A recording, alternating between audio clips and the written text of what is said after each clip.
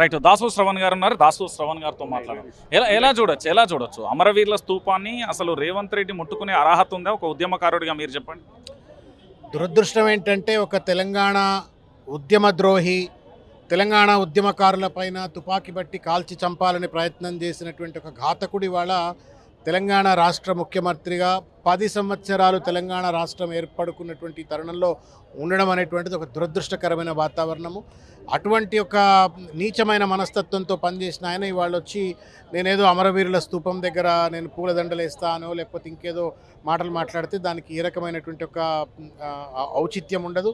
ఆయనకు ఇవాల్టికి కూడా తెలంగాణ ఇచ్చింది అని చెప్పుకుంటున్నటువంటి ఒక సోనియా గాంధీ గారినే బలిదేవత అన్నాడు. అటువంటి ఆయనకు తెలంగాణ పట్ల, తెలంగాణ ఉద్యమకారుల పట్ల, అమరవీరుల పట్ల ఏ పాటి గౌరవం ఉంటుంది అనేటువంటిది ప్రజలందరికీ తెలిసినటువంటి విషయం.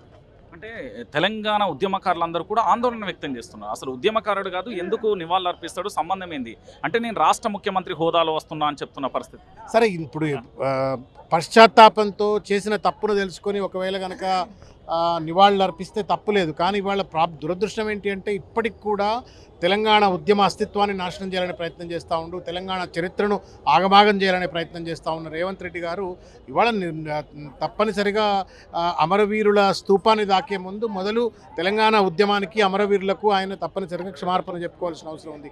వాళ్ళ పార్టీ అధినేత్రి సోనియా గాంధీకి క్షమార్పణ చెప్పుకోవాల్సిన అవసరం ఉంది. ఎందుకంటే 2014లో ఆమె బలిదేవత తెలంగాణ ఇచ్చినందుకు అని చెప్పని మాట్లాడింది కాబట్టి ఆమెకు క్షమార్పణ చెప్పుకోవాలా.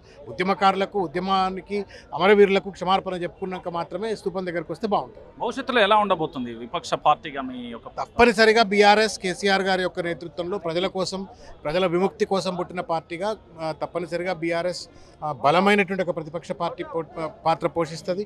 అనేక వాగ్దానాలు చేసిండ్రు. ఈ 5 నెలల్లోనే పెద్ద ఎత్తున ప్రజలను రాచిరంపాన పెడతా ఉన్నట్టు కరెంటు కావచ్చు, లేకపోతే మంచినీటికి సంబంధించిన సమస్య కావచ్చు, సాగునీటికి సంబంధించిన సమస్య కావచ్చు, ఇంకా అనేక సమస్యలలో ఇవాళకి కూడా ప్రజలను ఇబ్బందికి గురి చేస్తూ ఉన్నారు. రైతు బంధు ఇవ్వట్లేదు, పెన్షన్లు ఇవ్వట్లేదు, రకరకాల రీతుల్లో ప్రజలను ఇబ్బందికి గురి చేస్తున్న ఈ ప్రభుత్వం కేవలం దాటవేత ధోరణికి పాల్పడి ప్రజల యొక్క దృష్టిని మళ్లించేందుకోసం చిల్లర రాజకీయాలు చేస్తూ ఉన్నారు.